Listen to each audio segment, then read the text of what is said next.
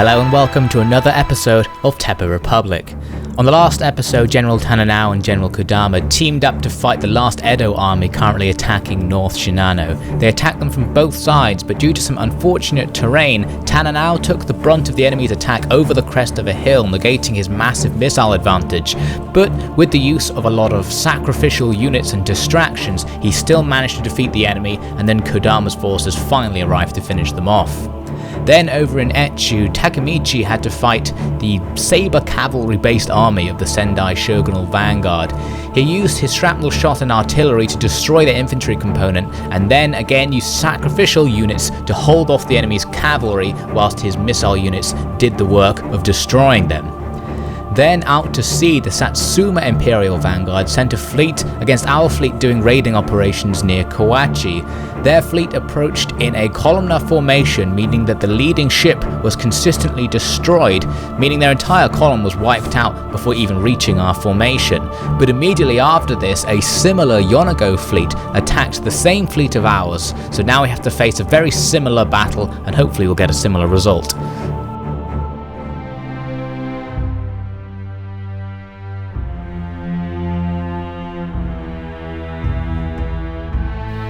I've served on foot and on water, seen every type of soldier and sailor there is to see, and I can tell you the combat on a warship is the most rewarding experience you'll find in the world.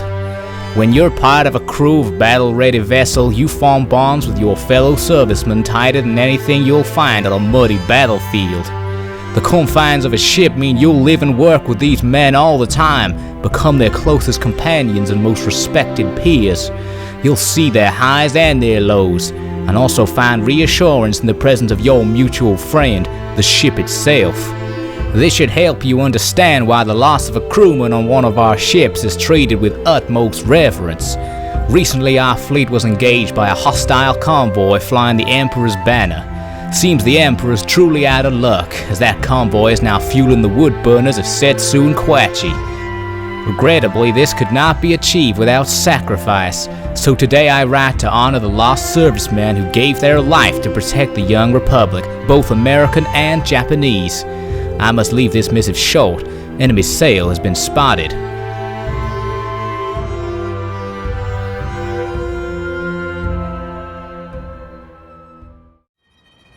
We're back on the seas near Kochi, a familiar sight from the last episode. I've got my ships set up in a line with a minor difference to last time. I've put my ironclad in the middle, just because I noticed that last time the enemy were focusing their attack on my ironclad, so I wanted to see how it would change their attack if the ironclad was in the middle rather than on the ends of the line.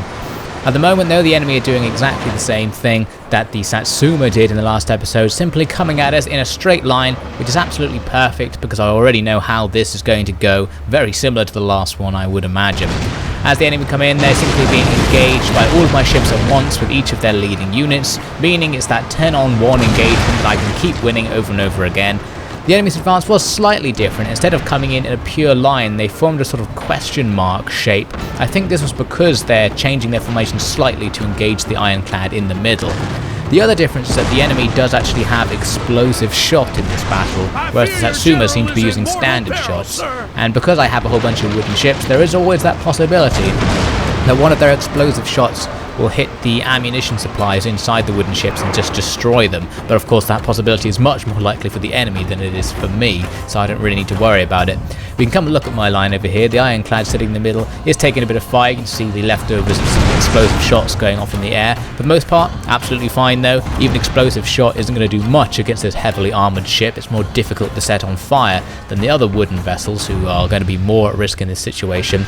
You can see on my left side, I ordered my guys to turn about 10 to 20 degrees to get their guns facing a better angle, and they decided to turn all the way in a circle around the other direction rather than just do the small turn. So that kind of knocked them out of the fight for a while, which is inconvenient, but I wasn't paying too much attention to it because I had the camera over here looking at the enemy ships, making sure they were going down. And they are indeed going down. We can see the crewmen abandoning their posts and surrendering.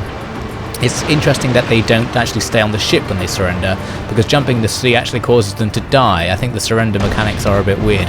Anyway, the incoming enemy ships are facing a huge barrage. There's nothing they can really do to reduce the size of this barrage, and since they're just coming in a line, not really willing to put any sort of formation up, they're simply all going to face the same fate. So here we are a couple of minutes later. You can see there's a barricade of burning ships preventing more enemy ships from even getting close to me, which is actually slowing their advance, though it is also providing them with cover, which means not all of my shots are going to be hitting properly, but still most of them are. You can see they're going off in the air above the enemy ships. The shrapnel killing the crew on that ship are abandoning it now. Really not much hope left for the enemy fleet. Here we are, a tiny bit later. I think there's only one ship left. The entire sea is just filled with burning enemy vessels. That one explodes as its ammunition dump it takes a hit, or maybe it was hit by a fire that spread through the ship, destroying the craft completely, splitting the hull in half, and that boat is simply going to sink. There's one enemy boat left. For some reason they haven't rounded due to losses. They're still determined to attack us, but they're now actually stuck because there's so many ship carcasses around them. They can't move and they can't turn either. So the crew are just being wiped out by the shrapnel from the explosives, and they rightly decide to surrender and just abandon that ship before the same explosive fate meets this particular vessel.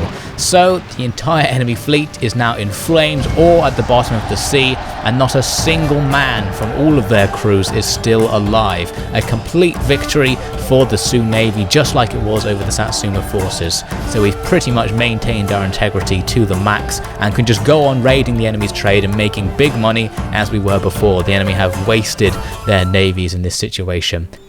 We can confirm that here on the battle results. We can see the enemy lost everything and we didn't lose anything at all. Just a little bit of hull damage to some of our ships from the enemy's explosives. Nothing too bad. We can send a couple of ships out of the fleet back to Kochi to repair that damage, and then they can come back to help raid once again. Now the Yonago land army is making its way into Umi, and another one is making its way into Tamba. They're pressing pretty heavily against two of our borders. The Teppou are once again pressing against North Shinano, nothing new there. The other development was that the Sado army that had landed near Etchu is marching south towards Hida, just like the Sendai one did before. And this time the enemy army looks like it's a bit more powerful. I was hoping I might have something hanging around to stop them, but really I can't. It's going to be up to Takemichi. Nagoka forces are also marching towards North Shinano, a very cavalry-heavy army, just like the Sendai have deployed. Very strange. And the Teppou army coming up is a strange mix of traditional gun troops, melee units, and modern gun troops. I wasn't really willing to engage them because both of my local armies need more turns to regenerate before they'll be at optimum efficiency and be able to take that army out for sure. But I was going to ignore that problem for now anyway, and look at some of the other battlefronts going on around the place. We've got the Yonago invasion of Umi. We can only see one stack, but we do know there's another stack somewhere. It must be in the forest just beside the road. My only defense against them is Takehisa, who hasn't seen a battle in a long time. He's going to set up an ambush on the road towards Umi, assuming that's the enemy's target, and see if he can stop them. Here in Harima, Takeyuki had the opportunity to attack Harima, but it looked like it was so heavily defended that I wasn't going to bother, so I'm going to fall back and take a defensive stance. For now, I didn't want to risk my daimyo and his elite force on an attack that wasn't even necessary at this point. Here's the Yonago army in Tamba. It's fairly powerful and it's being backed up by another clan who's bringing in this melee-heavy army behind them. I eventually decided I'm going to attack the Yonago army just in case their true objective is to bypass the castle. It would be in my advantage to just sit in the castle and wait for them to attack me, but I didn't want to risk them sneaking around, going off towards the capital, whilst that other army coming in behind them kept my forces occupied in the castle. That could be quite deadly. So I'm going to try and wipe out the Yonago, then get back into the castle to defend against the next army. Grassroots support for the rebellion has grown faster than expected, my lord. The Sioux appear to have co-opted some Western tricks to fool the people into compliance with their folly. Outrage that remains among the more honoured and reasonable individuals is being drowned out by the voice of the people who follow the words of Takeyuki like he's a false god.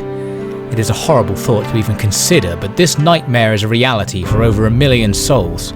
The work of our armed forces appears to have rallied more guns to the Sioux cause, believing their recent gains will continue.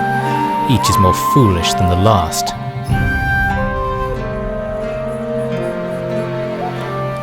So here is the General Sioux army set up on a ridge leading up to a hill on our right flank. A quite nice position actually. I've got some guards up on the right flank itself and cavalry out to the far right behind the hill. The main formation is something similar to what we've seen recently, using sharpshooters behind the main line who are going to try and fire over the top. In the meantime, my artillery are pounding away at the enemy's lines, inflicting heavy casualties with shrapnel shot exploiting the enemy's deep formation. At the same time, the enemy's artillery is actually firing back at us. It's quite rare to see enemy armies deploy artillery against us, but unfortunately for them, they're firing at my domain guards, a unit positioned on top of the hill, who happen to be extremely difficult to hit from their particular angle. So the shots are just soaring overhead and landing harmlessly in the fields behind my formation, which is excellent news. But I still wanted to take out that artillery, so I'm starting to move my cavalry in hiding behind the crest of the hill to go around the back of the enemy army. The enemy are leading with these fire rocket troops, who we'll see in a moment are really the black horse of the enemy's army. I didn't expect them to do much, but they're actually pretty good. Now a little bit later, I want to show you a glitch I saw, at least I think it's a glitch. You'll see this bunch of dead bodies is in front of the enemy's formation. It's not clear what actually was out there to get hit.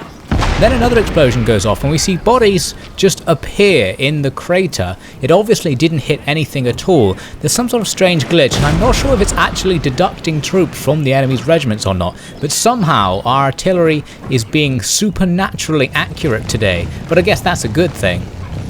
Now my cavalry have got behind the enemy's army, and before I attacked the enemy's artillery, I decided to take a chance to destroy some of their mounted swordsmen on their left flank, because they could charge my line and do serious damage, so it's nice to know I don't have to worry about them. So I'm piling in 2 regiments of my own Yariki to fight with them.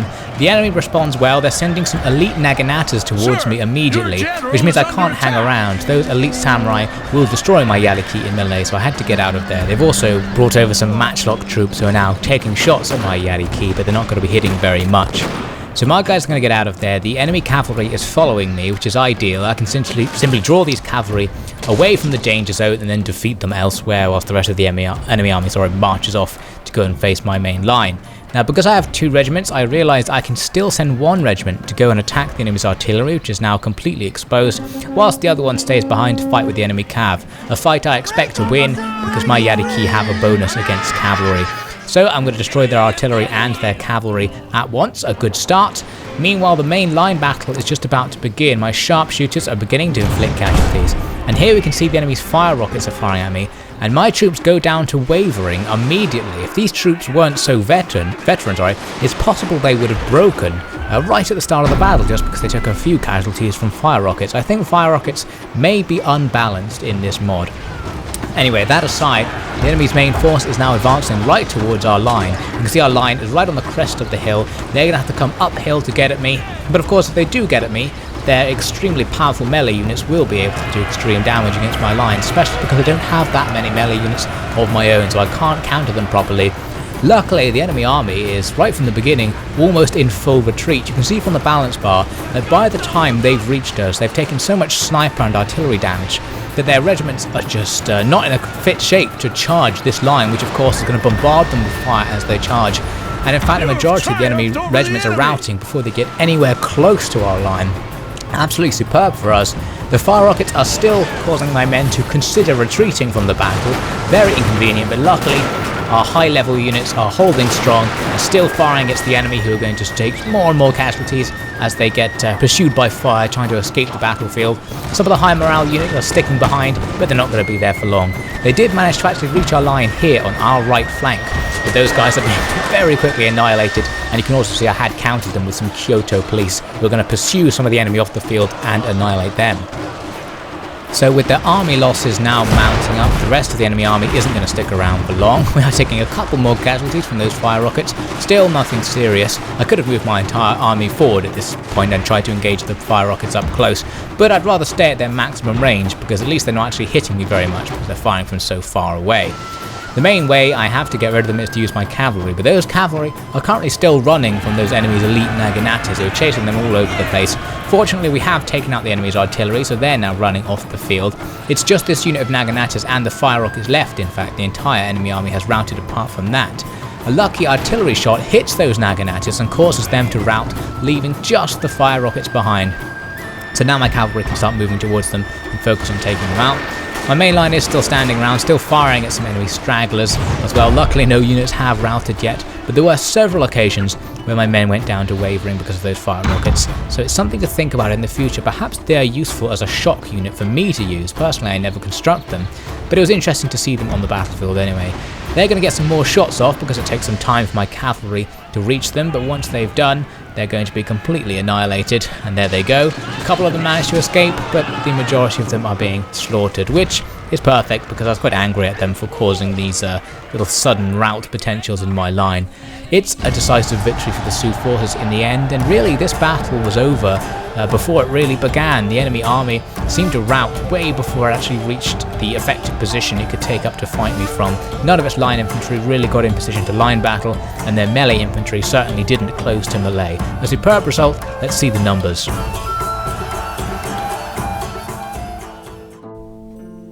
What use are swords against the hills of deadly smoke?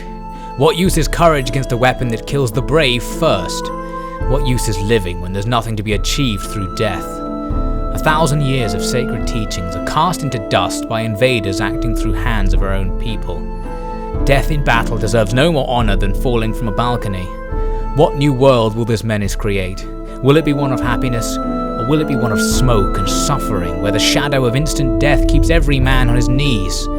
I, for one, will not bear the shame of living to find out.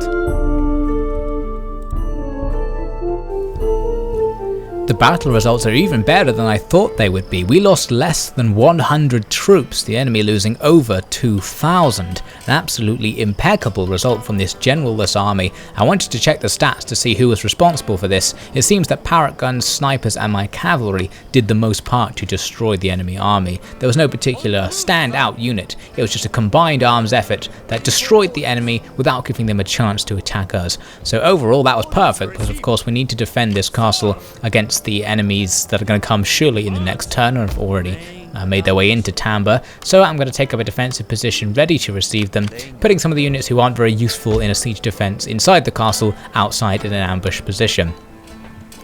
Now it's finally time to turn our attention back to Etchu and deal with the ongoing problems there. This time we need to take out this Sado force which is marching towards Hida, just like the Sendai did previously. So I'm sending Takemichi with his full army to go and meet them. This caused some public order problems in Etchu, but luckily I have all these units of captured wooden cannons who can make public order almost even out, and next turn their support for independence will grow, which will mean they will be stable after that, so it's safe for me to leave the castle alone. I had a few other forces hanging around who I'm going to combine into Takemichi's force, taking out the few regiments who are really depleted. These are the melee guys who I recently used as sacrifices and haven't really gained their strength back, so they're going to act as backup units, just reinforcements, and the main force is going to take some of the stronger, numerically but weaker man-for-man regiments. So this looks like it's actually going to be a pretty even battle. The enemy army is nice and balanced, a nice mix of cavalry, melee units and powerful line infantry units. The balance bar is exactly even. Our men are more experienced but somewhat depleted. However, we have an artillery advantage, which in modern warfare can prove to be extremely advantageous indeed. Let's head onto the battlefield and see how it goes. This is the same battlefield on which we fought the Sendai quite recently, and I'm going to take up the exact same position, the rather nice position on this hillside. My formation is a little bit different. I've got my melee units in the middle of the formation rather than out in front, but I still have my sharpshooters at the back overlooking the approaches the enemy will make, with artillery behind them, ready to fire at them as they come in. Plus I've got reinforcements coming in onto my right flank, some cavalry and some depleted melee units who aren't going to be playing too much of a role in this battle. The first stage is going to be the artillery phase. As the enemy begin their approach, my artillery will begin to get range on these enemies and be able to start firing. The enemy are coming in a very basic line formation. They've got all of their line infantry ready to line battle with me, a nice wide line, in fact wider than my own, so they will be able to outflank me if they wish. And they've got their melee units in the centre. Here we can see some of their landing forces. Those landing forces are superior to my own line infantry, but I don't think they're as experienced, so it's possible that my line infantry are equal to them once the experience is taken into account. The enemy's blobby centre, which involves a lot of their reservists and melee units, is taking fire from shrapnel and is causing pretty serious casualties, as shrapnel always does against these nice blobby formations. And of course once the shrapnel is expended, I'm going to keep firing my regular artillery into this blob because I have the greatest chance of actually hitting someone since all these regiments are so close together. The enemy are pretty much planning to get their melee units out in front of the main line and charge me with them, and the main line is going to be doing an actual line battle with me. So they've got two groups of units doing two different plans. We're now a little bit later on, the enemy have got closer to my formation and they're just about to start their march up the actual hill towards my lines. They're still taking normal artillery fire, very inaccurate, but now and again I do manage to get a hit. And it's actually caused, I don't know, perhaps over 500 casualties amongst the enemy ranks just to get to this stage. And now they're going to start taking fire from my sharpshooters, who are behind the main line, as you can see. There's very few men left in their leading regiments, the melee regiments who had planned to come straight in, and they're actually going to rout as the sharpshooters further deplete their numbers. It's quite hard to be accurate at this range, but I have so many sharpshooters that it's still enough to rout these units and get rid of them. They're going to keep charging up the hill though, because they are for some reason determined to make this very disadvantageous attack. This unit routes as well. Another unit coming in behind them isn't really going to do particularly well either. There's no chance for these spear units trying to get up the hill basically, so it's sensible for them to rout. Now at this stage the enemy did something I wasn't expecting. They suddenly stopped their advance and turned their formation. You can see them turning it on the minimap. They've put their left flank out of range of my right, which means the battle is now going to take place entirely on my left flank and in the centre. I'm not sure why they did this, perhaps some sort of strange mistake. The remaining melee units are going to stand in the centre and they're going to draw fire away from the line infantry on either side of them, which is actually quite good because it means the enemy's line battling is going to be better for them. It's going to overcome the fact that I actually have more rifles than them at this point, since their left flank hasn't engaged by sacrificing some of their melee units. Pretty sneaky. You see the enemy are firing back at me though, and my men aren't doing all that much around here to fire back and return fire. It seems they're willing to just accept the enemy's shot.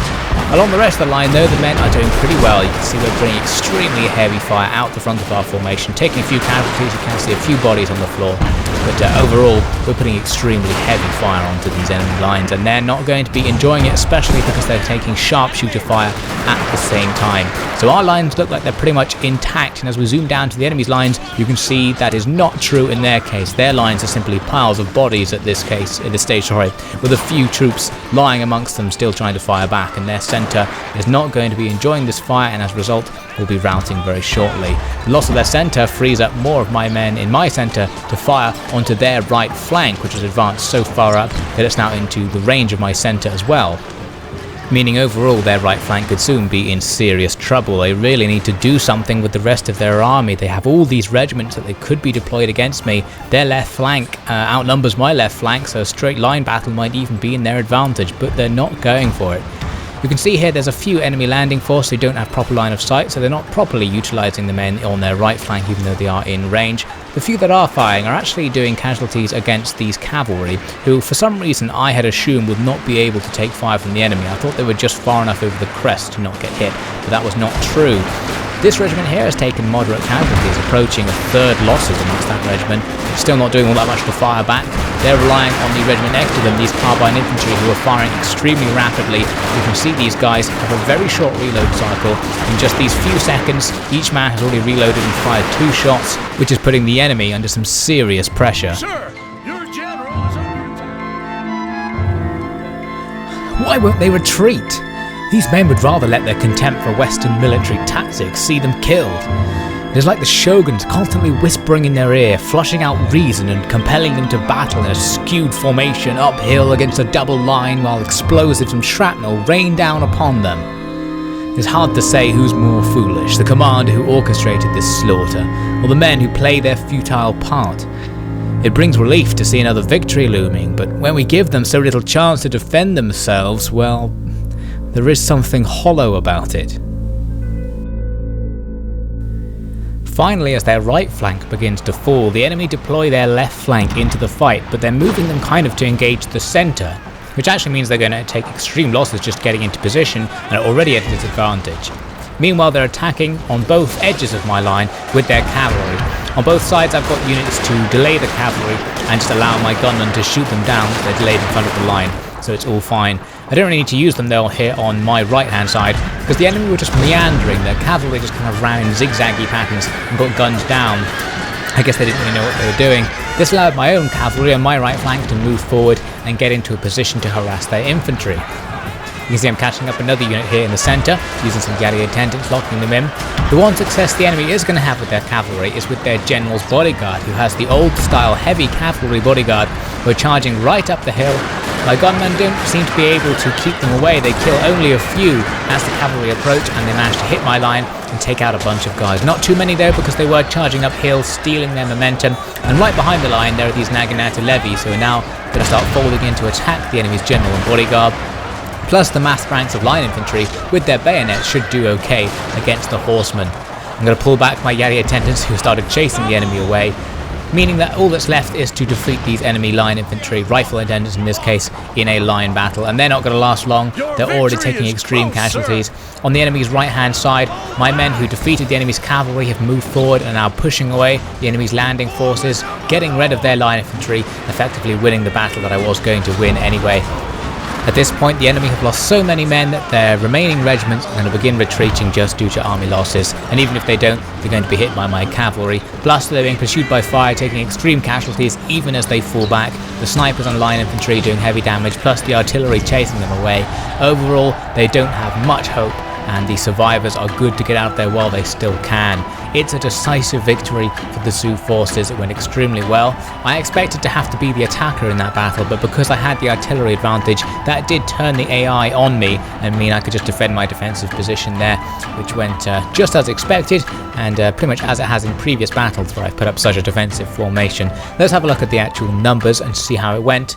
It looks like we lost around 300 troops, the enemy losing over 2,000. All good stuff. Takemichi's army still in good shape and getting more and more experienced. He doesn't really have anything to do now. There are no more threats in Etchu. We've successfully secured the province, although there are still those Okizaki men hanging around in Kaga, plus the opportunity to attack Noto and wipe out the traitorous Okazaki forever. So that will be Takemichi's next mission.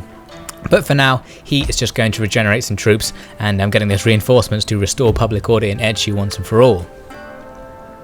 Now, moving forward into the future, since I've secured the Okazaki territory of Mikawa, Yoshiuji's army is going to start moving eastwards, potentially to attack the Sunpu. We'll see what happens. Meanwhile, the other army who was in Mikawa is going to move back towards Uwari. I was sort of worried that the Yonago invasion, which is currently going through Umi, would actually reach Uwari because I don't have ultimate faith in Takehisa's force to stop them.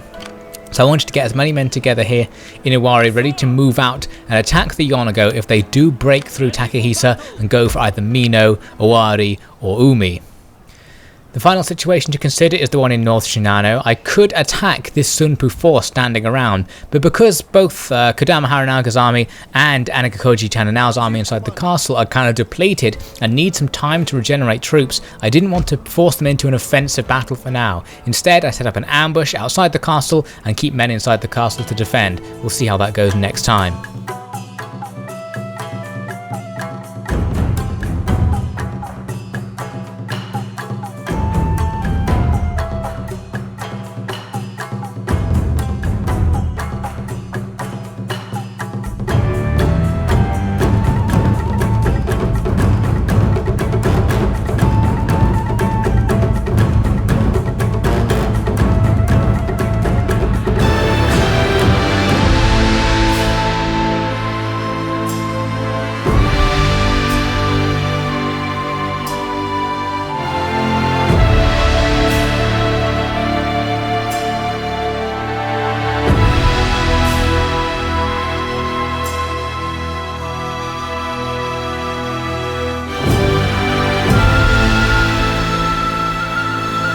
So that's all for this episode. We'll continue to defend the Republic against all comers next time on Teppou Republic.